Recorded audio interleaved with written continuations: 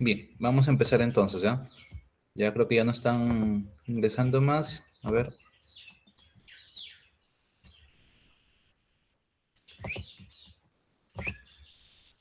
listo. Empiezo entonces. Ya, si es que alguien más ingresa, ya tendrán que ver ahí con ustedes más bien cómo los ayudan a ingresar, ¿ya? O me avisan cuando ya haya cierta cantidad de colaboradores, porque si no, vamos a interrumpir la ponencia y eso ya va a ser peor para ustedes, Doctor, ¿ya? puede poner Listo. el link libre también. No te escuché, doctora. Puede poner la reunión libre para que no esté aceptando. Ah, no sé cómo se pone. Si me dices, ¿cómo normal? En los tres puntitos, si no me equivoco, salen Tres puntitos. los permisos. ¿Cuáles serán?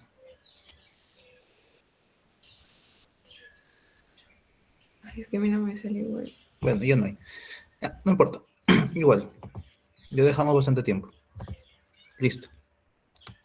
Entonces vamos a hablar hoy día, bueno, como les comenté, iba a ser un repaso básicamente, es un tema libre, que es el de úlcera tropical, debido a que pues ustedes me han pedido que ahonde más también en este tema, ya que también es un tema bastante preguntado en el examen, ¿no? Bueno, vamos a hacer básicamente una especie de resumen de la clase para que ustedes puedan tenerlo en cuenta y puedan tener las competencias esperadas de la sesión para que posteriormente podamos resolver los tipos casos clínicos que son el repaso del examen para el día 18, ¿ya? Entonces, vamos a hablar que lo que es úlcera tropical. La úlcera tropical se va a dividir en dos grupos, ¿no? La no dolorosa y la dolorosa. Y de la no dolorosa vamos a ver la bacteriana, micótica y parasitaria, y la dolorosa, los ectimas y las vasculitis, que vamos a ver más adelante. Así que por ello vamos a tratar de clasificar en úlcera tropical dolorosa. Cuando hablamos de úlcera tropical dolorosa, la etiología, como le dije, son varias, ¿no? Desde parasitarias, dentro de las cuales en nuestro medio la más frecuente, por así mencionarlo, son las bacterias. Y Mycobacterium es a la cabeza, ¿no? TBC cutánea, BCG-itis, lepra, ¿no? La NOL-TB, que es úlcera de Buruli de las piscinas, etcétera, ¿no? Carbón-actinomicosis también pueden estar. Frecuente también, por ejemplo, en ANCAS, ¿no? Leishmaniasis, por ejemplo, hongos, pueden ser tricosis, también llamada la, la úlcera del jardinero, cromoblastomicosis, micetoma, lobomicosis, histoplasmosis y paracoccidiomicosis. Vamos a hablar un poco acerca de cada uno de ellos, ¿ya? Cuando hablamos de TB cutánea, pues vamos a decir que esta va a representar más o menos el 2% de toda la tuberculosis extrapulmonar, y es más, hasta un poco menos. Y es que todavía se sigue subdiagnosticando. Ahora, la presentación clínica va a depender del estado inmunológico, la vía de inoculación, generalmente que puede ser exógena, ¿no? O endógena, ¿no? Sensibilidad y sobre todo la sensibilización previa a que hayas tenido hacia el bacilo. Pero lo que tenemos que tener en cuenta es que siempre debemos de buscar un foco interno, especialmente ganglionar, pulmonar u óseo. Pulmonar es lo que debemos de buscar casi siempre, porque por donde ingresa Mycobacterium, ingresa por el pulmón. Generalmente desarrolla quizás ahí una caverna, un foco, ¿no? Pero hay pacientes que quizás no desarrollaron el foco a nivel pulmonar y por lo tanto quizás quedó Mycobacterium dormido a nivel ganglionar y cuando hay un estado de inmunosupresión, pues se activa, ¿no? Entonces, aquí lo que tenemos que tener en cuenta es que la biopsia es fundamental básicamente para el diagnóstico, ¿no? Pero en sí una biopsia negativa no descarta una tuberculosis cutánea. Ahora, las formas que vemos acá son formas o formas clínicas que le comentamos, ¿no? Donde vamos a encontrar, por ejemplo, la forma lupus vulgar, que es la forma más frecuente, sobre todo en países desarrollados, esta que ven aquí en medio. No sé si lograrán ver la pantalla. Sí se ve, ¿no? Es Sí, muy doctor. pausibauxilar, es una placa que es lentamente progresiva, que puede llegar hasta durar años, y algo interesante y que no se les debe de olvidar, perla del día de hoy, es signo de la jalea de manzana o también llamada diascopía, ¿ya? Luego también está la forma de escrófula, que es esta, que es la forma escrofuloderma, que es la forma más frecuente en países con alta carga de tuberculosis como el nuestro, por ejemplo, ¿no? Entonces, básicamente proviene de una extracción directa de un ganglio, hueso o articulación, y lo que van a producir es, como ustedes ven aquí, puede producir fístulas, ¿no? Y cicatrices incluso hasta de forma retraída. Luego están las tuberculosis verrucosa cutis, que es la que ven arriba, la primerita. Esto ocurre en personas que están previamente sensibilizadas, ¿no? Es una lesión verrucosa, única, frecuente incluso en manos del personal expuesto. En quienes, por ejemplo, si es que les preguntan en su examen, anatomopatólogos, carniceros, agricultores. Luego está el chancro tuberculoso, que es básicamente la inoculación primaria, el paciente sin inmunidad previa y es una lesión ulcerada más una adenopatía regional. También está la tuberculosis miliar cutánea, que es la que vemos aquí abajo, que es la que indica de una diseminación hematógena, básicamente es muy rara, aparece en inmunodeprimidos y generalmente son de muy mal pronóstico. ¿Ya? Entonces, esas básicamente las formas que deberíamos de ver el día de hoy. Estas úlceras crónicas indoloras van a obligar a descartar otras patologías, es decir, cuáles serían sus diagnósticos diferenciales: leishmaniasis, esporotricosis, micobacterium tuberculosa, carcinoma epidermoide, úlcera de Buruli o incluso una sífilis terciaria. El tratamiento de estas TBs cutáneas básicamente van a ser, ¿qué cosa? Van a ser igual que el de la tuberculosis pulmonar sensible, ¿no? 2 meses de isoniazida, rifampicina, piracinamida y etambutol y 4 meses de isoniazida más rifampicina. Ahora, la respuesta clínica suele observarse entre 4 y 8 semanas y la curación completa debe tardar incluso hasta varios meses, ¿no? Entonces, no toda, entonces, nuevamente repitiendo lo que hemos mencionado, no toda tuberculosis cutánea tiene un VAR positivo, ¿no? En lupus vulgar el Nielsen suele ser negativo, en esta que vimos acá, acá es bien negativo. La escrofuloderma no es por inoculación directa, sino es por una extensión contigua desde un foco tuberculoide profundo.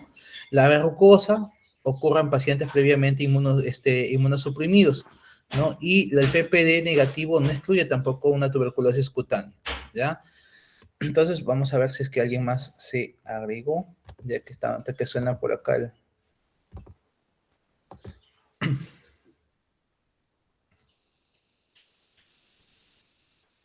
Ya, listo. Entonces, continuemos ahora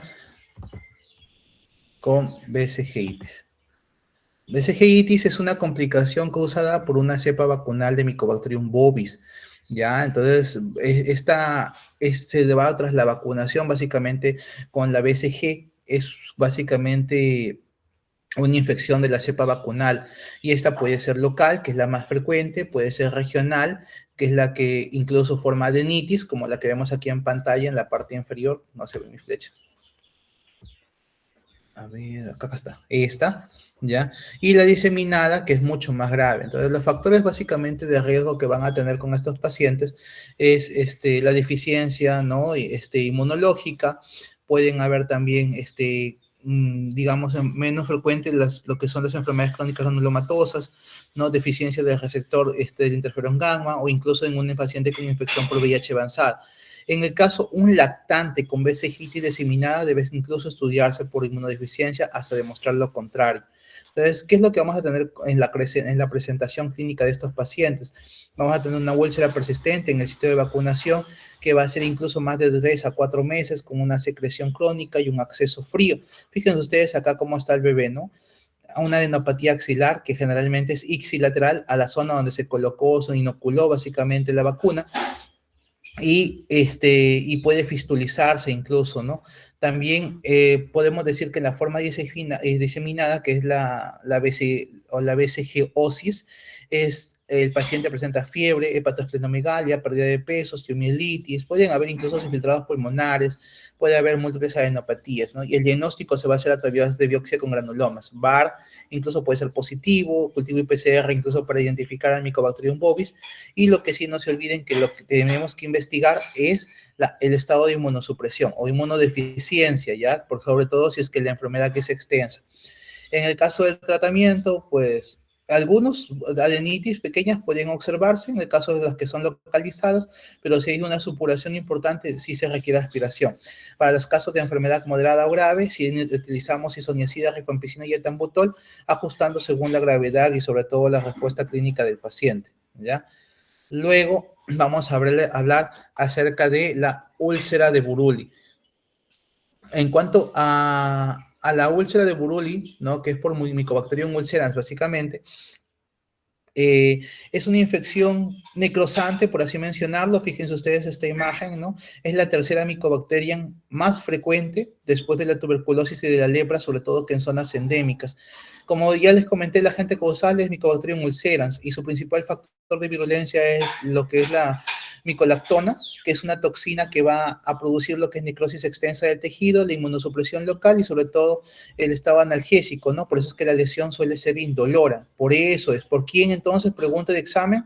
Por la micolactona, no se olviden, ¿ya? Entonces la micolactona explica por qué una úlcera muy extensa puede ser poco dolorosa, ¿no? O quizás indolora. ¿Dónde vamos a encontrar? Pues endémico en África Occidental, Central, también en Australia, Japón, ¿no? Incluso asociado a ambientes acuáticos lentos, pantanos, en lagunas, en ríos, generalmente donde se ha encontrado. Pueden progresar a nódulos, placas, ¿no? Pueden estar en extremidades, que son el sitio más frecuente, y el diagnóstico se hace a través del PCR, que es la prueba más sensible y específica. También podemos utilizar Nielsen, histopatología, cultivo, y a nivel anatomopatológico, pues vamos a encontrar necrosis del tejido subcutáneo, escasa respuesta inflamatoria, numerosos bacilos ácido alcohol resistentes, ¿no? Que vamos a encontrar. Y el tratamiento es un esquema durante 8 semanas con rifampicina más claritromicina, que es el esquema oral ampliamente utilizado hasta el momento. Y en algunos casos podemos ampliar combinaciones, ¿no? Según la respuesta del paciente. Hay úlceras que incluso pueden requerir cirugía, pero en el caso que son lesiones extensas, deformantes o incluso con reconstrucción funcional o estética. Entonces, ahí sí tenemos que utilizar lo que es la cirugía. Para el granuloma de la piscina, ¿quién lo causa? Otra micobacteria, ¿no? Que en este caso es Mycobacterium marino. Es el granuloma del acuario, también lo llamamos, ¿no? Es una infección cutánea que es una de las micobacterias no tuberculosas cutáneas que generalmente es lo que más preguntamos, ¿no? ¿Qué es lo que qué es lo que debemos de saber de esto? Que es la exposición típica de cómo se puede transmitir es con las piscinas que son insuficientemente cloradas, ¿no? Por eso es que de ahí es el nombre histórico que tiene, ¿no? Que es el granuloma de piscina. También en acuarios, peces ornamentales, en agua dulce o salada, y los grupos de riesgo, aquellas personas que están expuestos pues a los acuaristas, ¿no? Los pescadores o los manipuladores de peces. La micobacteria básicamente, como les dije, no es tuberculosa y es fotocrógena. Así le decimos, fotocromógena, perdón, que va a tener un pigmento amarillo que cuando se expone a la luz, pues tiene un mayor crecimiento y lo que va a formar es una pápula, básicamente, o un nódulo violáceo en el sitio de la inoculación. Aquí, por ejemplo, vemos, ¿no? A nivel del dedo, donde va a evolucionar lentamente, puede ulcerarse y puede afectar los dedos de las manos, ¿no? Antebrazos incluso. Tiene un patrón muy parecido, por si acaso, muy parecido a lo que es la esporotricosis. ¿Ya? Hasta un tercio incluso de los pacientes va a desarrollar nódulos de forma ascendente y que siempre y van a seguir todo lo que es la cadena ganglionar. En todo caso, siguen los vasos linfáticos. Entonces, si tú, por ejemplo, te dicen en un caso clínico que es un patrón esporotricoide y quieres saber su diagnóstico diferencial, pues obviamente esporotricosis en la cabeza, Mycobacterium marinum, ¿no? Pero también podemos mencionar anocardiosis cutánea y leishmaniasis. El diagnóstico con lo que es el granuloma de la piscina, biopsia, cultivos, PCR cuando está disponible, y en el caso de Nielsen que puede ser negativo porque hay una carga escasa o una escasa carga bacilar, básicamente. Tratamiento, claritromicina se puede emplear, doxiciclina o en el caso de minociclina, también trimetoprim sulfametoxazol en el caso de algunos pacientes que son alérgicos, o rifampicina más etembutol en casos de enfermedad extensa o profunda, como también lo utilizábamos en la úlcera de Buruli. ¿Cuánto tiempo? Tratamiento entre 1 o 2 meses después de la resolución clínica, y lo que es más o menos va a tener una suposición de 3 a 4 meses en total. Complicaciones en pacientes que son inmunosuprimidos: tendinocinovitis, artritis séptica, osteomielitis. Vamos a continuar.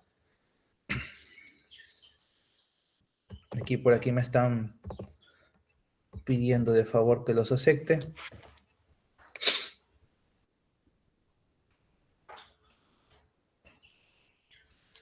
Y ahora sí ya no hay nadie más. Entonces continuamos. Lepra, ¿no? A ver. Lepra es la enfermedad también llamada de Hansen, ¿no? Es una infección crónica que está causada por Mycobacterium leprae y sobre todo con menor frecuencia por Mycobacterium lepromatosis. Tiene predilección por la piel y sobre todo por los nervios periféricos. Entonces, la forma clínica de la lepra va a depender de la respuesta inmunitaria del huésped, más no de la virulencia del bacilo. Aquellos que ya tienen mucha inmunidad, lepra tuberculoide, y si tienen poca inmunidad, pues lepra lepromatosa. ¿Ya? Acá vienen los dos tipos. Ahora, la clasificación básicamente de Reckley y Hoechlin nos habla de la lepra tuberculoide, ¿no? Que la respuesta inmune generalmente en los pacientes son las que tienen muy buena, ¿no? Los bacilos son muy pocos, las lesiones que son generalmente de 1 a 5 placas hipopigmentadas, ¿no? Como en el caso que vemos acá, si son placas, son bordes bien definidos, muy anestésicas, quiere decir que no duelen, y la afectación de los nervios es intensa y asimétrica. Generalmente vemos nervios engrosados, la baciloscopía es negativa y una perla importante que te debes de llevar del día de hoy con respecto a este tipo de lepra es que es la forma con mejor pronóstico, ¿ya? Hay una lepra que le decimos lepra borderline tuberculoide. Es una lepra intermedia, ¿ya? Algunas tienden a haber algunas lesiones y hay algunas alteración sensitiva marcada, puede también evolucionar a lo que es la lepra tuberculoide o hacia formas más graves. Luego está la lepra borderline media, que es la forma más inestable, que hay lesiones muy variables y con hallazgos mixtos con probabilidad de cambiar a cualquiera de los extremos de los espectros, como la lepromatosa incluso.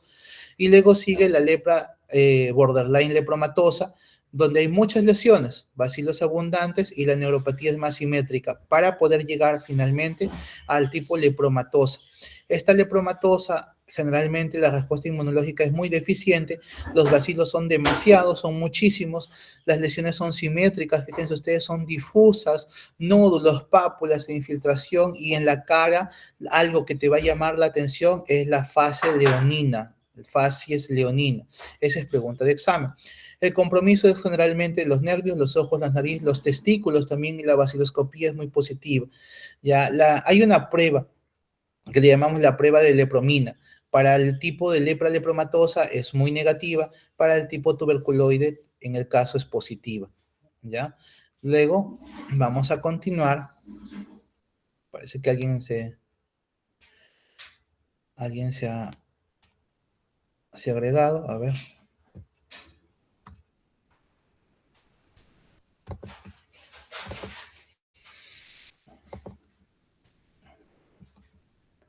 Agradezcan a los tardones que nos estamos demorando por ellos. Listo. Luego sigue lo que es el carbunco cutáneo, que es la forma más frecuente de la infección por el Bacillus anthracis. ¿Ya? Verdad, me había olvidado comentarle de algunas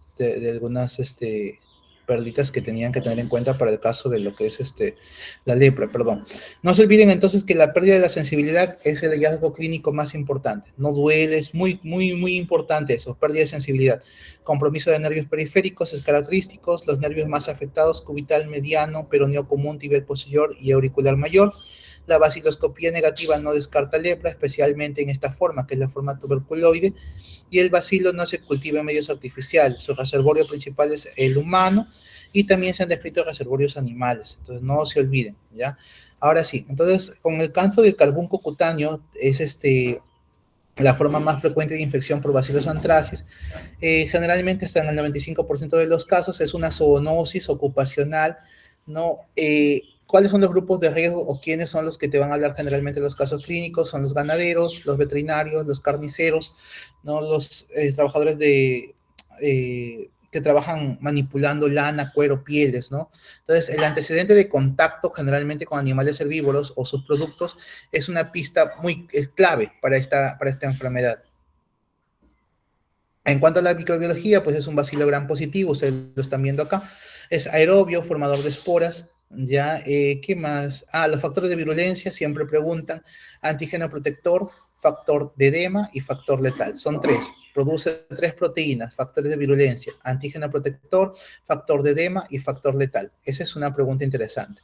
Luego la clínica pues evoluciona de forma característica a una pápula pruriginosa, vesícula, úlcera o incluso hasta una escara negra como la que ves acá en la pantalla, que es también llamada SCHAR, que es una escara negra necrótica. Generalmente es indolora y el edema es perilesional muy llamativo. Entonces, una escara negra indolora con un edema desproporcionado tienes que sospechar siempre de carbunco. Y obviamente teniendo el factor de riesgo, que es lo que ya te estaba comentando anteriormente. Diagnóstico con tinción de gran, cultivo, PCR si está disponible, y en enfermedad sistémica los hemocultivos pues te pueden ayudar. Ya, no deberíamos de debridar esta escara por si acaso, ¿no? Ya que más bien puede favorecer que se disemine y más bien no acelera la curación. Tratamiento, en enfermedad cutánea no complicada, cipro o doxiciclina son opciones de primera línea. Si existe edema extenso, compromiso sistémico, sospecha de meningitis o bioterrorismo, ya tratamiento endovenoso combinado e incluso esta valoración de las complicaciones que puedan tener, ¿ya?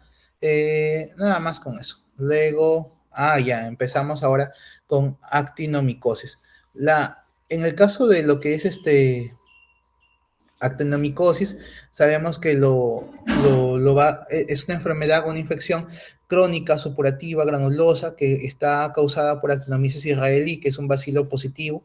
Es filamentoso, anaerobio, ¿no? No es un hongo, por si acaso, pese a que su nombre quizás suena como tal. Así que por ahí, si es que se me ocurra ponerlo, es un hongo, ustedes no vayan a caer en eso. Factores predisponentes: mala higiene dental, extracción dental o procedimientos odontológicos, trauma oral, aspiraciones, cirugía abdominal o incluso hasta el uso prolongado de dispositivo intrauterino, generalmente aquellas que pueden hacer actinomicosis pélvica.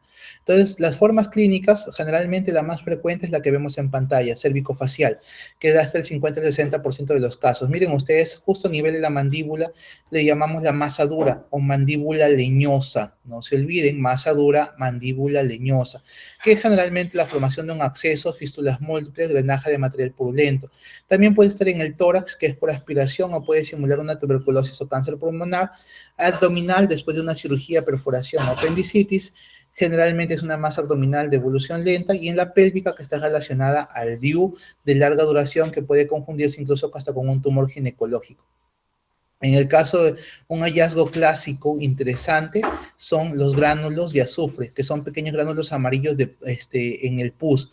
No contienen azufre, son agregados en realidad de bacterias y material inflamatorio, ¿ya? Estos que vemos acá, los gránulos de azufre, ¿ya?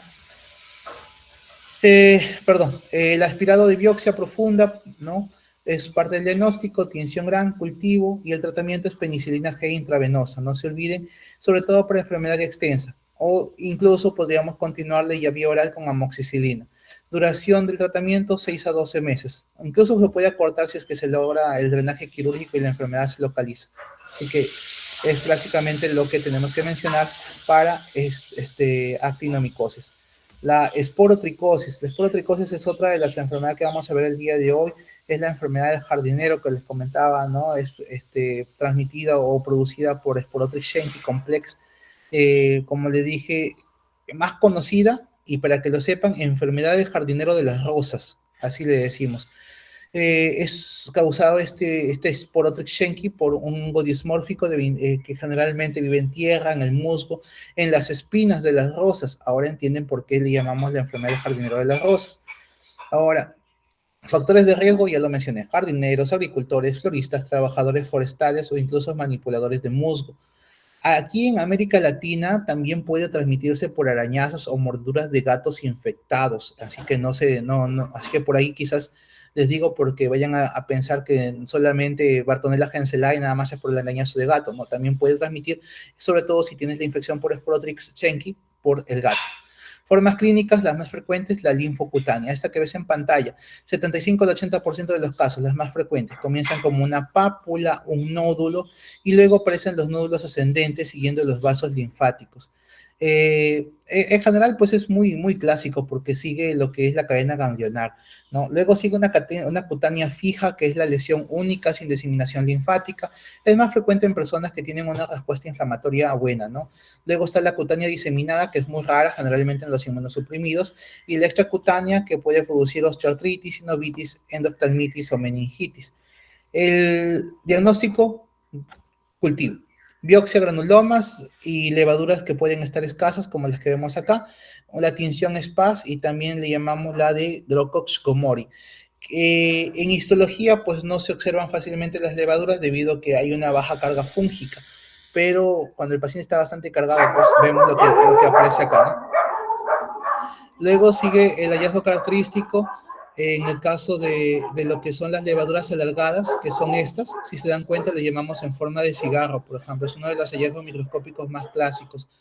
Si es que tenemos algo leve, podemos decir que tratamiento es con itraconazol, que es el de elección. Si es grave o diseminado, anfotericina B inicialmente y luego itraconazol como consolidación. Y si es que una alternativa de clásica es la solución de yoduro de potasio, que es aún utilizada pues sobre todo en algunos países que todavía tienen recursos limitados. Bien, entonces no se olviden. Vamos, continuemos con la cromo.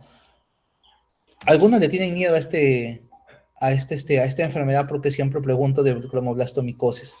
Ya, pero bueno, no es nada del otro mundo. En realidad, la cromoblastomicosis es una micosis crónica que está causada por un hongo, que es un hongo pigmentado, que principalmente es el Fonseca pedrosi, que aunque también puede causarlo la Cladofialospora carrioni y lo que es la Filospora verrucosa, así como las que vemos aquí, como por ejemplo, ¿no? Que son las que hemos mencionado acá, justo en la diapositiva.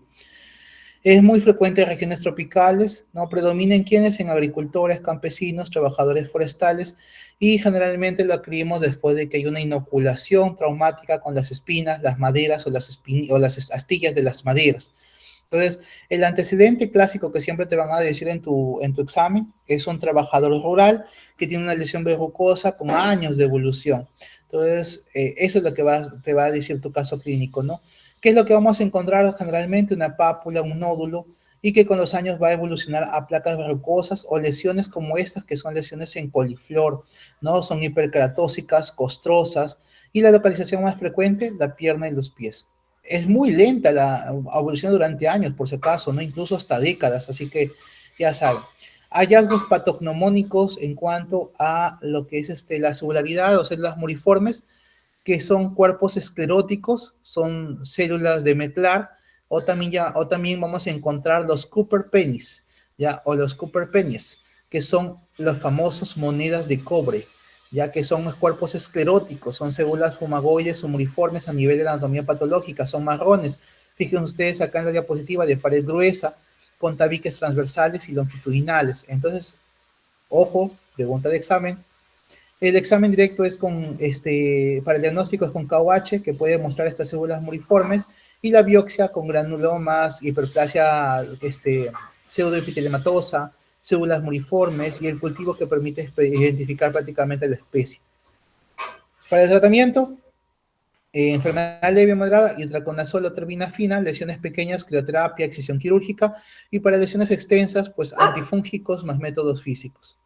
¿Puede haber complicaciones? Sí, pues semejante pie que ves ahí en coliflor te puede dar linfedema crónico, sobre infecciones, carcinomas epidermoides, sobre lesiones de larga evolución, que son complicaciones poco frecuentes, pero que también se han visto relacionados a los casos de cromoblastomicosis.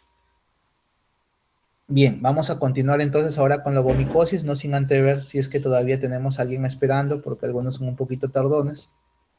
A ver, verificamos, nadie. Listo, entonces tenemos a los 80. Vaya. Listo. La lobomicosis es también llamada una lacasiosis, ¿no? Es una enfermedad de Jorge Lobo. Es una micosis subcutánea crónica que está causada por lo que es la acacia loboi, que es una enfermedad poco frecuente, endémica, sobre todo en la cuenca amazónica. Eh, Como dije, es Amazonas, básicamente, ¿no? Brasil, por ejemplo, también tiene, Perú, Colombia, Venezuela y Bolivia son los que más tienen predisposición, pero sobre todo en la zona amazónica. ¿Afectan quiénes? Agricultores, recolectores de cauchos, trabajadores forestales, ¿no? Y también se adquiere por una inoculación traumática. El hongo es un hongo levaduriforme, fíjense ustedes acá, nunca ha podido cultivarse en medios artificiales, el diagnóstico se basa en la histopatología básicamente, no en el cultivo, la evolución es lenta en años, nódulos, placas, lesiones queloides, lesiones verrucosas, indoloras crónicas bien delimitadas y generalmente su localización es en las orejas, en la cara, en los brazos y en las piernas. Son a nivel lo que es el hallazgo histológico, fíjense ustedes, son redondeados de pared gruesa, unidas entre sí por estos puentes que son puentes estrechos.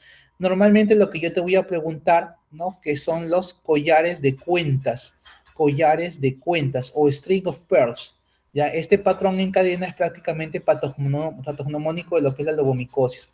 Entonces, ¿qué vamos a encontrar en el diagnóstico? Las levaduras en cadena, los granulomas, levaduras en pared gruesa, y es difícil de erradicar. Tratamiento para lesiones son de excisión quirúrgica completa, ¿no? Y en enfermedades extensas, pues podemos utilizar itraconazol, lo que es posaconazol, ¿no? Y que quizás está muy limitada la experiencia en eso, pero digamos que al menos quirúrgico y con itraconazol se ha podido ver quizás un poco de mejoría, ¿no? Las complicaciones es que puede recidivar y hay una deformidad estética, ¿ya? Bien, continuamos entonces con el famoso micetoma. Con famoso micetoma lo que vamos a encontrar es que es una infección crónica de la piel y tejido subcutáneo que va a extenderse a lo que es la fascia y el hueso. Va a causarse por los hongos, que en este caso es el eumicetoma, o por bacterias filamentosas, que es la actinomicetoma. La triada clásica del micetoma que no te debes de olvidar para tu examen, como te va a venir en tus casos clínicos, es tumefacción, fístulas drenantes y gránulos, que es el que tienen exudado. Entonces, la triada más preguntada en los exámenes, tumefacción, fístulas drenadas y gránulos o grains en el exudado. Entonces, es causado por lo que es el nocardia brasilensis, que es la más frecuente en América, actinomadura madurae y streptonomyces somaliensis. El eumicetoma es fúngico, que es el agente más frecuente, es la Madurella mycetomatis. Ahora, la clínica más frecuente es el pie de madura, como este, por ejemplo. También puede afectarse la mano, la pierna, y generalmente, como dije, hay una tumefacción progresiva con fístulas múltiples, ¿no? Los gránulos de oro, le decimos, o gránulos negros, que son fístulas múltiples, drenaje purulento con gránulos, poco frecuente y evoluciona de meses a años. ¿Ya? Entonces, los gránulos orientan a un agente causal. Pregunta de examen. Si son negros, eumicetoma. Si son blancos o amarillos, actinomicetoma. Pero si son rojos, actinomadura pelletrari, que es el clásico. ¿Ya? Entonces, los gránulos deben enviarse para examen microscópico y cultivo, pero digamos que la coloración se ha visto relacionada según al agente causal. El diagnóstico es con examen directo de los gránulos, biopsia, cultivo. Hay que evaluar también el compromiso óseo para ver si es que quizás le sacamos una radiografía por ahí, ¿no? Entonces, no te olvides. El signo del punto dentro del círculo, también llamado Dotting Circle Sign, es la resonancia magnética, es altamente sugestiva de micetoma, ¿ya? ¿Y a quién le pedimos esta resonancia magnética? Si se sospecha de extensión profunda. Tratamiento, trimetoprim sulfametoxazol, que es la base básica del tratamiento, en el caso de lo que es actinomicetoma. Pero si es que es muy extenso, puede utilizar antibióticos, según la gravedad, pues, ¿no? Y el eumicetoma, itraconazol o posaconazol, y las complicaciones, como vemos acá, pueden llegar, si es que está muy en grande, puede llegar a hueso, osteomielitis, destrucción ósea, deformidad, discapacidad funcional, ¿no? Listo. Ahora para coccidio. Para el caso de lo que es paracoccidiomicosis, vamos a tener en cuenta que es una micosis también sistémica endémica en América Latina. La levadura con múltiples gemaciones. Fíjense ustedes, por acá le he puesto, creo. No, no lo puse. Pero igual en tu libro de Mandel habla acerca de las levaduras con múltiples gemaciones, también llamados pilot wheel of timón de barco, o timón de barco, que es la rueda de timón.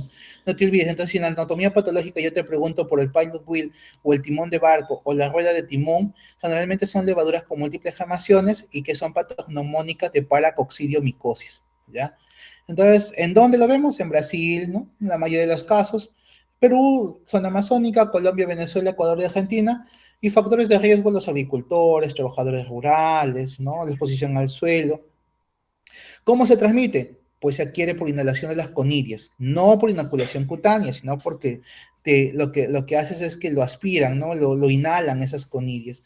Entonces, hay formas. La forma crónica, que es la más frecuente, que predomina en los hombres de 30 a 60 años y compromete pulmón, mucosa oral, piel y ganglios. Y la forma subaguda, que es más frecuente en niños, adolescentes y adultos jóvenes, que te va a producir las adenopatías, como estas, por ejemplo, fíjate, adenopatía generalizada, puede producir despatasplenomegalia, pérdida de peso y compromiso del sistema reticuloendotelial. Las úlceras duelen, pues, ¿no? Úlceras dolorosas, granulomatosas, con pequeños puntos hemorrágicos, y puede haber incluso estomatitis, ¿no? De aspecto de mora, múltiples puntos rojizos con una base granulomatosa. ¿Hay compromiso pulmonar? Sí, puede incluso simularte una tuberculosis, un cáncer pulmonar, pero los síntomas que generalmente te da la paroxismo en el compromiso pulmonar, tos, hemoptisis, disnea y fibrosis pulmonar, ¿ya? Para el tratamiento, si es leve o moderado, itraconazol. Si es grave, anfotericina B inicialmente y luego itraconazol o trimestoprim sulfamethoxazol como terapia de consolidación. Bien, ahora vamos con histoplasmosis. Para lo que es la histoplasmosis, tú habrás leído en tu libro de Mandel, también que es una micosis sistémica. ¿Quién lo causa? Histoplasma capsulatum. Es muy conocida porque generalmente es oportunista. Generalmente es más frecuente en los pacientes con VIH. ¿Se acuerdan que vimos esta enfermedad? Es una causa frecuente incluso de una enfermedad diseminada en nuestro medio. Lo que debes de tener en cuenta es que el hallazgo clásico es una levadura muy pequeñita, que generalmente mide 2 a 5 micras, según tu libro de Mandel, es intracelular y dentro de macrófagos. Entonces, ¿dónde lo vamos a encontrar? ¿Presente en Perú? Sí, en zonas de selva y valles interandinos generalmente. Entonces, ¿se encuentra en dónde? En los suelos contaminados, sobre todo que tienen excremento de aves, y en las cuevas, en esos que tienen guano de murciélagos, ahí lo vas a encontrar. ¿Quiénes son los que pueden, o qué te dice tu caso clínico? Puede ser un espeleólogo, un agricultor, ¿no? Limpieza de gallineros, o el personal que hace limpieza de gallineros, o pacientes que tienen VIH con un CD4 menos de 150. Entonces, ojo, que las aves no se infectan, pero son sus excrementos aquellos que enriquecen el suelo donde va a proliferar el hongo, y los murciélagos sí pueden infectarse. Entonces, para que lo sepas por cultura general. La infección, como te dije, ocurre porque hay una inhalación de las microconidias. Entonces, una vez que ya está en el pulmón, se transforman en levaduras, se fagocitan por los macrófagos, sobreviven y se multiplican. Se diseminan por la vía linfática hematógena y hace todo su problemática clínica a nivel del cuerpo, ¿no? Fiebre, tos, dolor torácico, enopatías, ¿no? Cavitaciones, pérdida de peso. Si está diseminada en una forma más grave, que son frecuentes en los pacientes con VIH, todo lo que viste en la clase pasada, ¿no? Hepatosplenomegalia, enopatías, pancitopenia o lesiones cutáneas. Tratamiento, leve a moderado, itraconazol. Graves, anfotericina B y luego itra como consolidación. En pacientes con VIH puede hacer incluso un tratamiento prolongado. En algunos casos puede haber una terapia supresora hasta poder lograr una adecuada recuperación inmunológica, así que el tiempo es amplio, no se olviden, amplio. Bien, para luego comenzar con lo que son las úlceras tropicales dolorosas. Ahora, pueden ser por bacterias, como en el caso del ectima gangrenoso o la gangrena de Fournier, ¿no? Puedo por ahí poner algún caso clínico, así que anda preparándote para lo que son las úlceras tropicales dolorosas en caso de bacterias. Los parásitos, ectoparásitos, miasis, sacarosis, en el caso de otras infecciones como úlceras sobreinfectadas y otras como vasculitis, pénfigo, penfigoide, síndrome de Steven-Johnson y necrosis epidérmica tóxica. Esta miasis es una infección de tejidos humanos por larvas gusanos, como ven ahí, de las moscas, ¿no? De la orden Dictera o Dictera. Una lesión tipo forúnculo, como la que ves en pantalla, que no mejora con antibióticos y presenta un poro central, debes hacer sospechar de miasis foruncular. Entonces, según el sitio afectado, puede ser cutánea, que es la más frecuente, cavitaria, que es a nivel nasal, óptico, ocular, oral y urogenital, y intestinal, que es rarísima, ¿no? En cuanto a lo que son, ¿quién te va a decir tu caso clínico? Pues paciente de la selva amazónica, tropical, ganadero, agricultor o viajeros que regresan de zonas endémicas, ¿no? Para el caso de la miasis furuncular, como la que vemos acá, es un nódulo doloroso con eritema poro central y salida de líquido seroso, sensación de movimiento, y el paciente te va a decir, doctor, siento que algo se mueve dentro de la lesión. Entonces siempre se va a quejar de eso. Luego sigue las miasis de heridas, que ocurre sobre úlceras o heridas traumáticas, tumores ulcerados o pie diabético, donde ya se observan las larvas visibles. Probablemente aquellos que rotan en el regional ya se han dado cuenta de alguna miasis en un paciente diabético por ahí, ¿no? Tratamiento, la miasis furuncular, extracción manual de la larva completa, oclusión del poro con vaselina u otros materiales oclusivos para poder facilitar la salida de la larva, y extracción quirúrgica si es necesario. Y en el caso de múltiples o miasis de heridas, retiro completo de las larvas, limpieza de hibridamiento cuando esté indicado y tratamiento de la infección bacteriana si es que está asociada. El caso de la ivermectina puede utilizarse en casos seleccionados, sobre todo si es que son múltiples larvas o la extracción se torna difícil. No te olvides de eso. En cuanto al bendito ectima, Vamos a ver si es que hay alguien más. No voy a hacer que estén esperándome y no.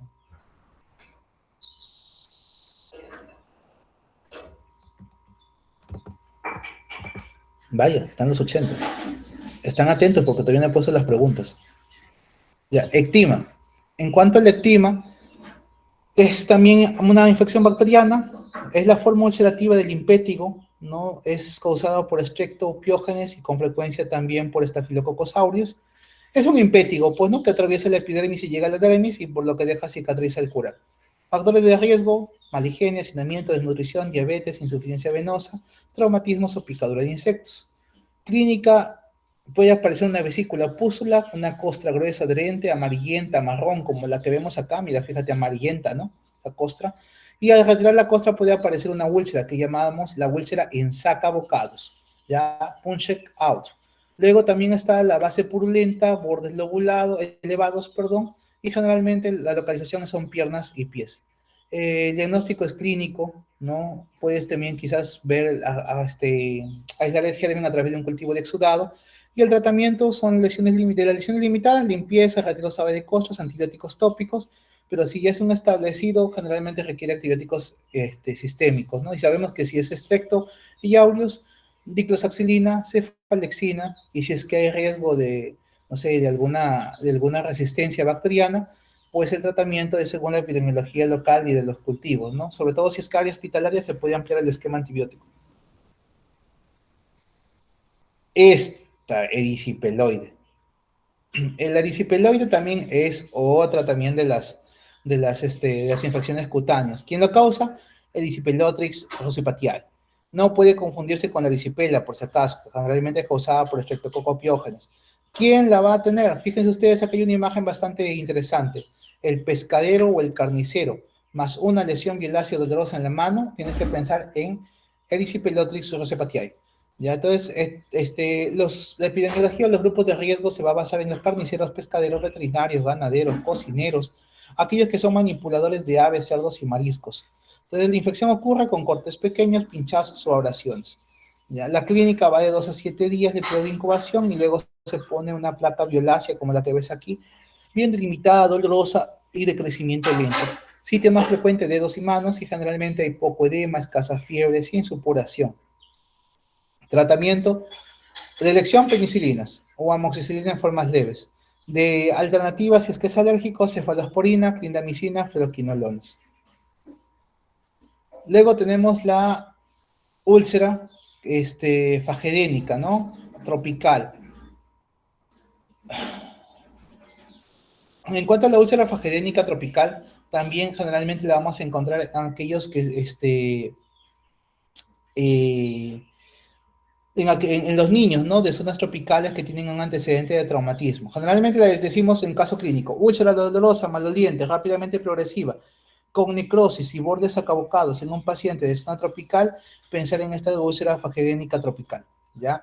No existe un único agente causal confirmado, entonces se han implicado, por ejemplo, fusobacterias, treponemas u otros anaerobios de la flora cutánea. Después, ¿dónde lo encontramos más? En zonas tropicales con humedad, pobre saneamiento y factores predisponentes como la desnutrición, mala higiene, inmunosupresión o traumas repetitivos, pues son las que van a hacer que esta enfermedad aparezca. Tratamiento, o perdón, diagnóstico clínico generalmente puede apoyarse de cultivos y si es que estás sospechando de una neoplasia o una micosis profunda, pues en todo caso la biopsia te va a ayudar. Tratamiento: limpieza, debridación, y hay que curar con antibióticos o cubrirlos para streptococos, anaerobios o una flora mixta. Opciones que podemos tener: penicilinas, que tienen una cobertura anaerobia, metronidazol según el contexto. Así que eso es básicamente.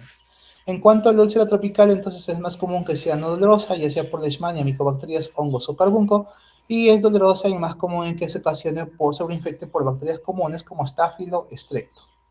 Muy bien, ahora sí, hay que tener en cuenta todo lo que hemos dicho y hay que verificar los casos clínicos que hemos traído para el día de hoy. Recuerden que el examen básicamente va a estar basado en lo que son libros de base de infectología, que es el Mandel, las revistas de revistas, que por ahí una o dos preguntas que coloquemos, y el conocimiento impartido en clase, que ya supongo que con sus docentes lo han visto, ¿no? Yo solamente soy el repaso el día de hoy. En cuanto A ver, vamos a hablar acerca del caso clínico. Nos hablan de un paciente varón, por si acaso, pueden prenderse el micrófono y me dan la respuesta y yo le digo si está bien o está mal. 38 años, agricultor que consulta por una úlcera ulcerada de crecimiento lento en la mejilla izquierda desde hace 18 meses.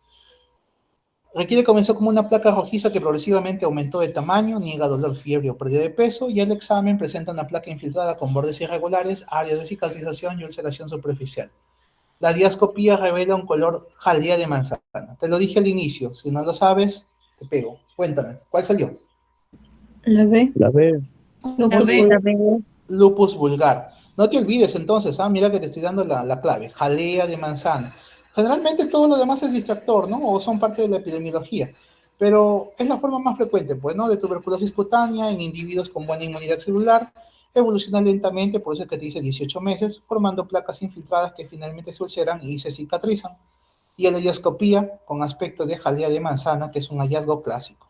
¿Por qué no leishmania, por ejemplo? Porque la leishmania suele iniciar como pápula posterior a picadura. En el caso de la cromoblastomicosis, produce lesiones verrugosas. La lepra lepromatosa produce nódulos y anestesia difusa. Y la esprotrigosis generalmente sigue trayectos linfáticos. ¿Te acuerdas que te dije? Sigue la cadena ganglionar. No te olvides entonces. A ver, este de aquí. Este está más fácil. Lactante de 7 meses presenta una úlcera persistente en el sitio de aplicación de la vacuna BCG. Además tiene adenopatía exilateral de 3 centímetros con fistulización, no presenta fiebre y el pediatra sospecha de una inmunodeficiencia primaria. No te olvides que para estos casos, así ya sepas cuál es la respuesta, tienes que sospechar de una inmunodeficiencia primaria. ¿Cuál es el defecto inmunológico más asociado? A ver, ¿quién me dice? Está en tu libro de Mandel, por si acaso. Lo sé. Es más o menos para que sepas que debes de leerlo. El defecto generalmente, sé que no lo has visto, pero que lo vas a ir a buscar corriendo ahorita, es el defecto del eje interleucina 2 interferón gamma. ¿Ya? Entonces, la enfermedad diseminada por BCG obliga a descartar alteraciones de este eje interleucina 2 interferón gamma, que es fundamental para controlar las micobacterias. ¿Por qué no las otras? IgA generalmente está asociado a infecciones respiratorias, el CGD catalasa positivos, el C5 para Neisseria y la proteína C trombosis. ¿Ya? Entonces, más que todo, ¿para qué? Para que te acuerdes. Esta, 41 años, consulta por una lesión ulcerada en antebrazo. Refiere pérdida de la sensibilidad desde hace meses. Al examen presenta placa hipopigmentada con bordes elevados, anestesia completa y engrosamiento del nervio cubital. ¿Cuál estudio confirma mejor el diagnóstico?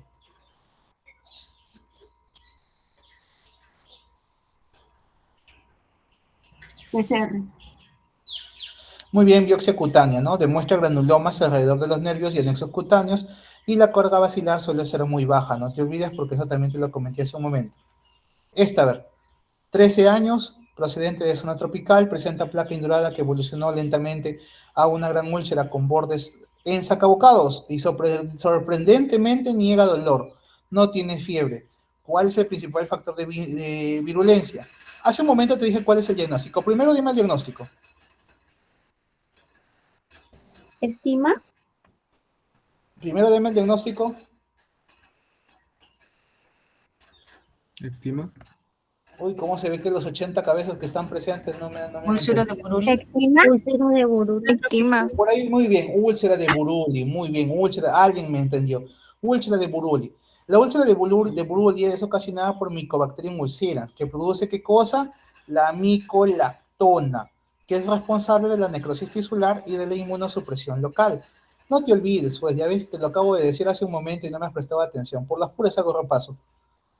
A ver, ¿qué tenemos que tener en cuenta con Mycobacterium ulcerans? Dolor mínimo, pese a que hay una gran destrucción, bordes acabocados característicos, que es sorprendentemente niega el dolor, confirmado con PCR cuando está disponible, y que la causal de que no duela es la micolactona. A ver, un veterinario manipula pieles de ganado muerto. 5 días después aparece una pápula pruriginosa que evoluciona a vesículas y finalmente una escara negra con edema masivo alrededor. No presenta dolor. ¿Cuál es el tratamiento inicial más apropiado? Primero, diagnóstico. Antrax. Muy bien. Antrax. Antrax o carbunco, también llamado cutáneo. ¿Quién lo causa? Bacillus anthracis. ¿Se inicia inicialmente con cuál? Te lo dije hace un momento. Ciprofloxacino. Muy bien, ciprofloxacino o doxiciclina, especialmente cuando no puede descartarse exposición a cepas resistentes o en el caso también de gente que esté asociada a bioterrorismo. Perlas para esta pregunta, escasa negra indolora o escara negra indolora, ¿no? También le llamamos la Malignant pustule, que es la escara negra indolora. El edema desproporcionado, nunca se drena la lesión y la mortalidad sin tratamiento puede alcanzar hasta el 20% de los casos. No te olvides. Agricultor presenta una masa cérvico-facial de varios meses, de que fistuliza espontáneamente. Si hasta ahí hubiese sido la pregunta, yo te hubiese dicho, piensa primero en TB cutánea, ¿no? Pero sigamos. Del drenaje salen pequeños gránulos amarillentos. Caramba. Enfermedad de los gránulos, ¿no? No presenta fiebre. ¿Cuál es el tratamiento de elección? Primero, ¿cuál es la enfermedad? Actinomicosis. Actinomicosis cutánea. Tratamiento, te lo dije hace un momento. Penicilina G. Penicilina G. Penicilina G endovenosa seguida de amoxicilina prolongada. Y el tratamiento obviamente es prolongado porque produce abundante fibrosis y trayectos fistulosos que van a dificultar la penetración del antibiótico. ¿Esos gránulos de qué son? ¿Gránulos ¿de qué? Le dijimos gránulos de azufre, ¿no? Pero ojo que el azufre no es un azufre verdadero, son colonias bacterianas. No confundas con la anacardiosis. Buscas el antecedente siempre de una enfermedad dental, ¿ya? O sea, que siempre por ahí, ya, el paciente presenta una masa cervicofacial, secundario un acceso dental, ya, listo. Por ahí te vas a dar cuenta. Y el tratamiento suele generalmente a durar entre 6 a 12 meses según la extensión. Entonces no te olvides, por acá te he puesto para que te lo lleves el día de hoy, para que no te vayas a olvidar, porque el doctor Álvaro no quiere jalados. A ver, dice, TB cutánea, jalea de manzana en la dioscopía. BCGitis grave, pensar defectos en dónde, en la interleucina 2, interferón gamma y en inmunodeficiencias. Lepra, la anestesia de la lesión es el signo más importante. Buruli, úlcera extensa indolora por acción de la micolactona. Carbunco, escara negra más edema masivo más ausencia de dolor. Y actinomicosis, gránulos amarillos, fístulas crónicas y tratamiento prolongado con la bendita penicilina. Hasta ahí, ¿todo claro? Sí, doctor. Sí, doctor. Sí, doctor. ¿Sí se puede el examen? Sí se puede. Sí se puede, muy bien. Sí se Sigamos puede. entonces. Para los que he dicho no se pueden ahorita los votos de acá. A ver, un agricultor de 42 años consulta por una lesión ulcerada indolora en el dorso de la mano derecha que apareció 3 semanas después de pincharse con una espina de rosal. Ya está la respuesta, ¿no es cierto? ¿Cuál es la respuesta hasta ahí? Esporotricosis. Muy bien, esto generalmente es lo que pienso. Primero, en los 2 días siguientes desarrolló múltiples nódulos subcutáneos alineados hacia el brazo. Alineados, caramba. Entonces quiere decir que siguen una cadena, sí, una cadena ganglionar. Algunos de los cuales ulceraron. No presenta fiebre ni compromiso sistémico. Entonces nos han dicho el copia y pega de la esporotricosis. ¿Tratamiento? Itraconazol. Itraconazol. La esporotricosis entonces linfocutánea es la forma clínica más frecuente de lo que es la infección. ¿Por quién? Por Sporotrix Schenki, ¿no es cierto? La inoculación traumática que generalmente te dice enseguida de nódulos que ascienden por vasos linfáticos, está clásico. Es un copia y pega. El tratamiento de elección, itraconazol y la anfotericina B para el caso de enfermedades inmunitarias o en caso de compromiso del sistema nervioso central. A ver, ¿por qué no fluconazol? Porque tiene una escasa actividad, ¿no es cierto? Voriconazol no es el tratamiento estándar. El caso de anfotericina se reserva para formas graves. Y en el caso de las caspofunginas, que son una equinocandina, tienen poca utilidad. Así que no había por dónde. La única respuesta era itraconazol. Hombre de 50 años, múltiples úlceras verrugosas indoloras en la cara y en el tronco. Refiere una tos crónica desde hace 4 meses. La biopsia demuestra levaduras de pared gruesa con gemación de base ancha. Hasta ahí, ¿en quién pensaría yo? En la gemación de base ancha. Paracoxidio. No.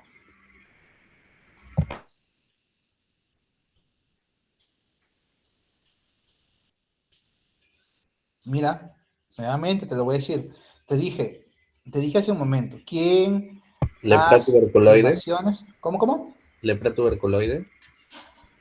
No, blastomicosis. Ya. Blastomicosis. Primero, blastomicosis es causada por Blastomyces dermatitis.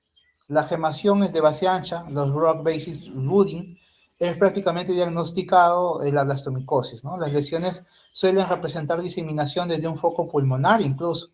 Entonces, blastomicosis, pulmón, piel, no te olvides. Pulmón más piel, blastomicosis. La biopsia suele ser rentable, que más que el cultivo inicial, la enfermedad leve a moderada te va a dar tratamiento con itraconazol, mientras que la forma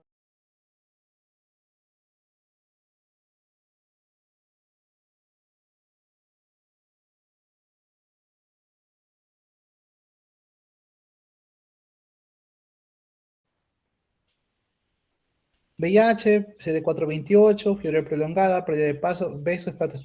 Perdón, ya lo estoy. Está No está- se ve, doctor, la No, doctor, no se ve. Falta que comparta. La que comparto, doctor. sí, sí, doctor, falta que comparta. Ah, si no, no lo puedo grabar. Ya, doctor.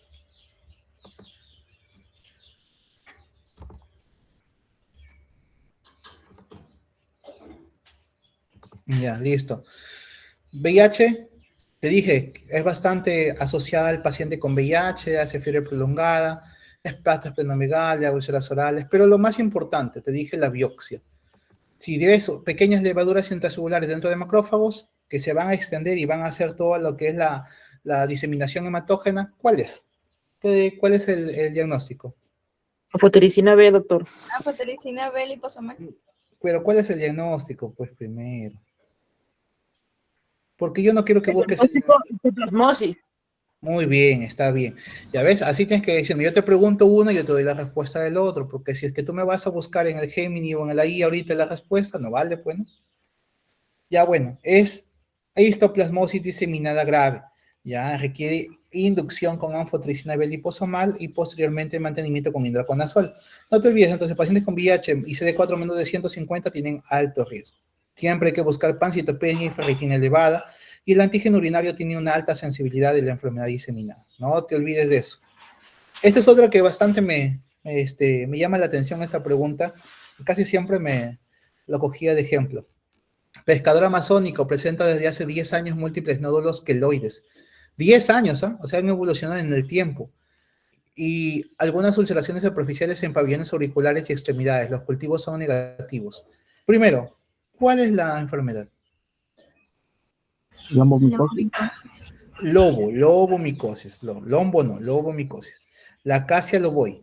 No puede cultivarse en medios convencionales, por si acaso. Tratamiento médico tiene eficacia limitada, por lo tanto, la cirugía continua sigue siendo la mejor alternativa para poder tratar estas lesiones localizadas. Entonces, la resección quirúrgica es el tratamiento principal. No te olvides, te dicen que es una paciente con que tiene lesiones queloides crónicas y el diagnóstico es histopatológico. Generalmente es una enfermedad típica de la Amazonía, así que te van a mandar siempre un paciente amazónico. Agricultor de 48 años, consulta por aumento progresivo del volumen del pie derecho desde hace 5 años. Presenta múltiples fístulas que drenan material purulento con gránulos negros. Ya estaba fácil esta pregunta. Entonces, primero, ¿cuál se trata el diagnóstico? Omicetoma. Micetoma, muy bien. Pero acá te dice la respuesta, ¿no? Dice, ¿cuál es el hallazgo que te orienta más a un eumicetoma? Los gránulos negros. Muy bien, los gránulos negros son características de varios eumicetomas. La enfermedad va a progresar lentamente con destrucción de tejidos blandos y del hueso, y la triada generalmente es el aumento de volumen, las fístulas y los gránulos. No te olvides que si es que le damos a resonancia es básicamente para valorar la extensión ósea, y muchos pacientes me requieren cirugía además de tratamiento antifúngico. ¿Ya? A ver esta. Varón de 58 años, agricultor, fumador, presenta pérdida de peso, tos crónica y múltiples úlceras dolorosas en la mucosa oral de aspecto de mora. En examen directo se observan levaduras con múltiples gemaciones en forma de rueda de timón. Caramba, el pilot wheel. ¿Cuál es la enfermedad primero? Pues ya está acá la enfermedad. Muy bien, la paracoccidiomicosis, que son las levaduras multigemantes en rueda de timón, que son el hallazgo clásico de la paracoccidioides, ¿no? Las lesiones orales ulceradas son muy características en el aspecto de muerte. ¿En quién va a predominar? En hombres adultos. El estrógeno inhibe la transición del micelio a levadura. Por eso es que es más frecuente en los varones, salvadas las mujeres. Y el itraconazol es el tratamiento de elección en la enfermedad leve o moderada. El agricultor de 60 años que consulta por una lesión verrugosa crónica de la pierna derecha que comenzó tras un traumatismo con madera hace 8 años. La biopsia identifica cuerpos escleróticos, células fumagoides o cuerpos de Mechler. También lo mencioné hace un momento. A ver, los cuerpos de Mechler son también llamados los Cooper Pennies y son patognomónicos ¿de qué enfermedad? El cromo Muy bien, ya, al menos hasta con que sepas que se llama cromoblastomicosis. Muy bien, doctor. Es una lesión verrucosa de crecimiento lento, no se olviden. Entonces suele confundirse con un carcinoma epidermoide. Tratamiento, itraconazol. ¿Quién lo causa? Según la respuesta, Fonseca Pedrosoy. ¿Ya? Aquí te dejo las perlas, no te debes de olvidar. Esporotricosis, nódulos que siguen los vasos linfáticos, se llama patrón esporotricoide, patrón en cadena. Blastomicosis, levaduras en gemación de base ancha, no te olvides, ya te lo comenté hace un momento. O la histoplasmosis, levaduras intramacrofágicas, no te olvides, o sea que están las levaduras dentro del macrófago. Lobomicosis, Locasia loboi, no se cultiva, su principal manejo es quirúrgico. Micetoma, triada, tumor, fístula, gránulos, y los negros son eumicetoma. Paracoxidio-micosis, levaduras con múltiples gemaciones en ruedas de timón, lesiones orales ulceradas, y la cromoblastomicosis, cuerpos de Mechler, o también llamados los Cooper Pennies en histopatología. Sigamos, que todavía no se acaba. Mientras más casos, mejor. Un varón de 29 años, militar, regresó hace 3 meses de la misión en la Amazonía, y no fue Joel González. Requiere una pápula en el antebrazo que lentamente aumentó de tamaño hasta ulcerarse. Niega fiebre o dolor y al examen se observa una úlcera de 2 centímetros con bordes elevados e indurados, fondo granuloso y escasa secreción. No hay adenopatías. ¿Cuál es el estudio diagnóstico con mayor rendimiento de una lesión reciente? Primero, son lesiones cutáneas recientes. Entonces existe una carga parasitaria y el examen directo pues va a permitir que veamos cuál es el germen. ¿Cuál es el germen? La leishmania. Muy bien, la leishmania cutánea. ¿Qué vamos a encontrar en el examen directo? Amastigotes intracelulares.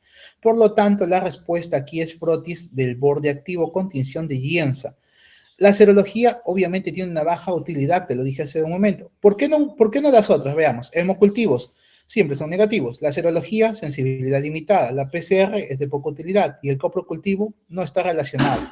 ¿Qué es lo que te dice Mandel? Mandel te dice, toma siempre la muestra del borde elevado, nunca del centro necrótico. Pregunta de examen. Los amastigotes viven dentro de los macrófagos y la lesión suele ser generalmente indolora. ¿Ya? Agricultor de 47 años presenta una cicatriz antigua compatible con leishmania cutánea tratada desde hace 8 años. Desde hace 4 meses desarrolla una obstrucción nasal progresiva y epistaxis y destrucción del tabique nasal. ¡Ah, caramba! Entonces ya no estamos hablando solamente de cutánea. Acá hablamos de ¿quién? ¿Tipo? De la mucocutánea, la espundia. Muy bien, ahí está. Cheque, la otra está rayando. Va a sacar 20. Espundia. Entonces la forma mucocutánea, la espundia, es clásica, no te olvides de nosotros en América Latina. ¿Quién la causa? Leishmania brasilensis. Puede comprometer mucosas años después de la lesión cutánea inicial. Puede aparecer décadas después, no te olvides. La curación cutánea no excluye un compromiso mucoso futuro, por eso es que acá incluso es como una especie de recaída.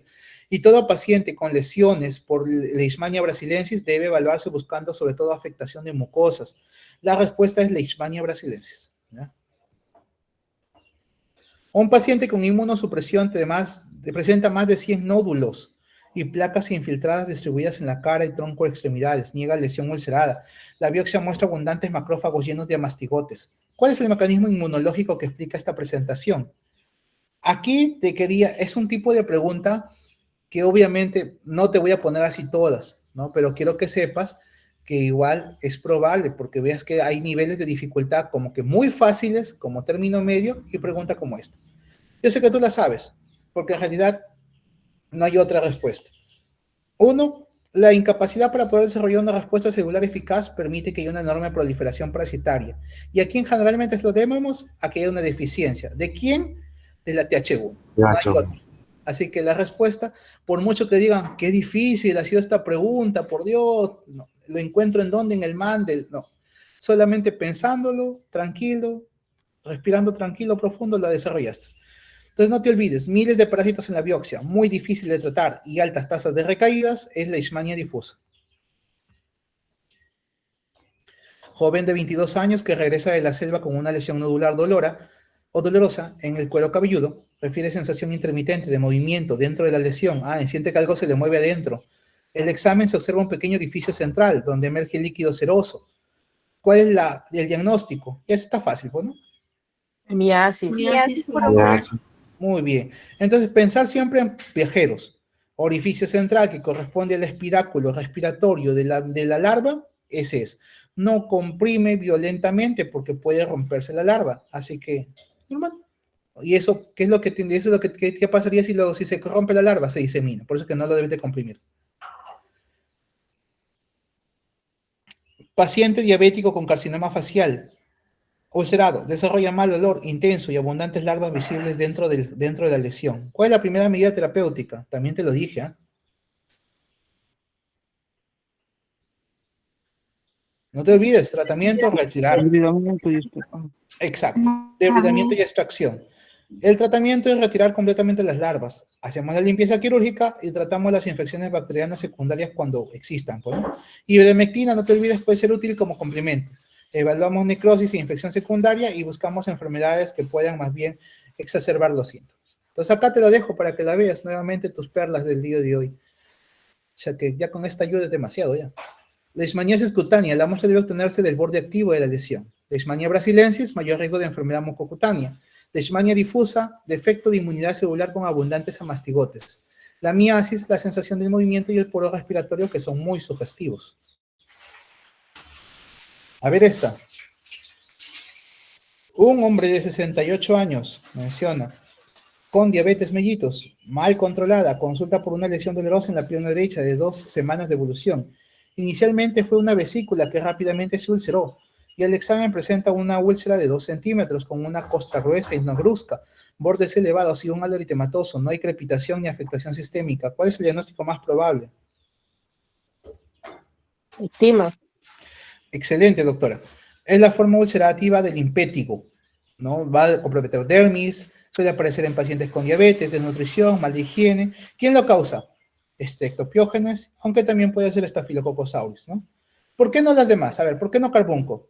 Porque es una escara negra indolora con edema importante el carbunco. El pioderma gangrenoso está asociado a enfermedades inflamatorias y presenta fenómeno de hepatergia. La leishmaniasis suele ser indolora y de evolución más crónica. Y la fascitis necrotizante es un dolor intenso, con una progresión rápida y sobre todo que hay una toxicidad sistémica. Entonces, nada que ver la respuesta, ¿no es cierto? Está bastante fácil. La costra es gruesa, adherente, la lesión deja cicatriz y el tratamiento es higiene local, antibióticos dirigidos para Streptococcus piógenes según el contexto o en todo caso para Staphylococcus aureus. Pescador de 46 años consulta por una lesión muy dolorosa en el dedo índice tras pincharse con una espina de pez. 3 días antes presenta una placa violácea bien delimitada con edema y ardor intenso. No tiene fiebre. ¿Cuál es el agente causal más probable? ¿La ve? Sí, la B, serísimo. Muy bien. Muy bien, exacto, está bien, es la B. Pero tienes que decirlo pues, para que te lo aprendas, porque te voy a hacer que lo escribas. Erysipelotrix rosepatiae. ¿Ya? Entonces, el erysipeloide se adquiere, no te olvides, por inoculación en la manipulación de pescado, mariscos, carnes o animales. Produce una lesión violácea dolorosa y localizada y de progresión lenta. ¿Por qué no las otras? A ver, ¿por qué no vibrio? Porque vibrio generalmente son infecciones rápidamente progresivas con bulas hemorrágicas. Entonces, y generalmente es después de una exposición a agua de mar. Las aeromonas es exposición a agua dulce, cuadros más agresivos incluso. Mycobacterium marinum, ¿por qué no, por ejemplo? Porque son nódulos esporotricoides crónicos. ¿Y por qué no el Streptopiógenes? Porque es una erisipela clásica no relacionada con la exposición ocupacional. Entonces, ¿cuáles son las perlas que te llevas de hoy día? Profesión, pescador, carnicero, veterinario. Puede producir endocarditis incluso en casos poco frecuentes, ¿ah? Y es resistente a vancomicina, ¿ya? 61 años, diabético y con enfermedad renal crónica, consulta por dolor intenso en el periné de 24 horas de evolución. Refiere fiebre y mal estado general. Al examen presente edema escrotal, crepitación y áreas de necrosis cutánea con secreción fétida. Ahora te preguntan la conducta más importante. A simple vista, tú sabes que esto de aquí, eso es una fascitis necrotizante del periné, también llamado gangrena de Fournier. Entonces, ¿cuál es el tratamiento? La supervivencia, ¿de qué va a depender? Del debridamiento quirúrgico precoz. obviamente con antibióticos, ¿no? Con cobertura para gram negativos, gram positivos y anaerobios. Pero lo que te debes de saber acá es que el tratamiento es de debridamiento quirúrgico urgente asociado a antibióticos de amplio espectro. Entonces, el dolor suele ser desproporcionado a un examen inicial. La presencia de gas subcutáneo no siempre está presente al inicio y cada hora de retraso en la cirugía, sobre todo de esta gangrena de Fournier, va a empeorarte tu pronóstico. Cosas que te debes de llegar a casa. Bueno, estás en tu casa. Ectima, forma ulcerativa del limpético, deja cicatriz y suele afectar a pacientes con diabetes o mala higiene. Erisipelioide, manipulación de pescado o carne, más una lesión violácea dolorosa, más Erysipelotis rosepatiae. Gangrena de Fournier, dolor desproporcionado, más cirugía urgente, más antibióticos de amplio espectro. Caramba, y siguen los casos.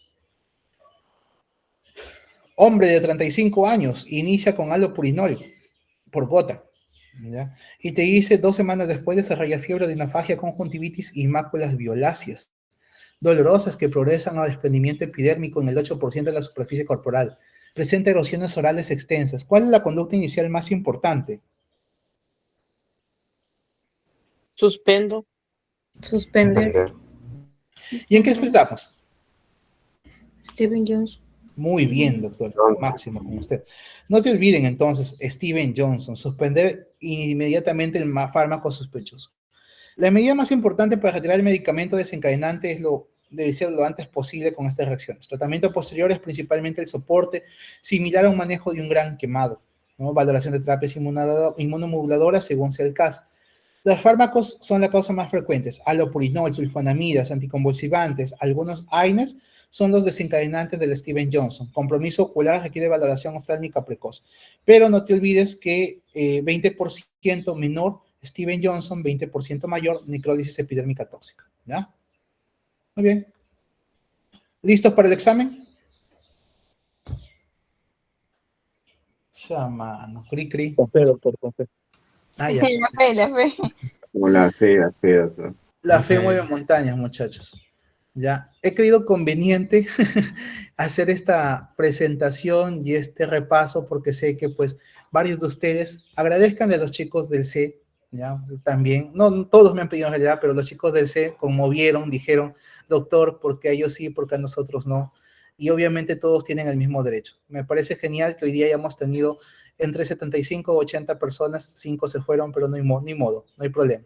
Ya al menos ya saben las perlas, lo potencialmente que deben de estudiar, sigan estudiando. Nos despedimos el día del examen, sé que la van a romper, la van a hacer bien. Y nada, todo bien con ustedes, muchachos. Ya los demás temas ya los hemos visto en las clases. Chicos, por ahí del A y del B, pásenle a sus compañeros del C, no sean egoístas. ¿Ya? Listo, muchachos, ha sido un gusto y un placer haber estado con ustedes. Nos vemos el día del examen. Gracias, doctor. Gracias, doctor. Gracias, doctor. Doctor, Gracias, doctor. Alguien estaba hablando por ahí antes de que me vaya. sí, doctor, disculpe. Con respecto al curso de dengue, yo ya lo había llevado en el 2023 y ahora para crearme una nueva cuenta me piden los mismos datos y se repite. No es necesario, doctor, que te crees una nueva cuenta. En donde dice volver a realizar, ahí ahí aparece. Y no te me va- aparece, le aparece volver a realizar, pero cuando lo vuelvo a realizar, igualito me sigue marcando 2023.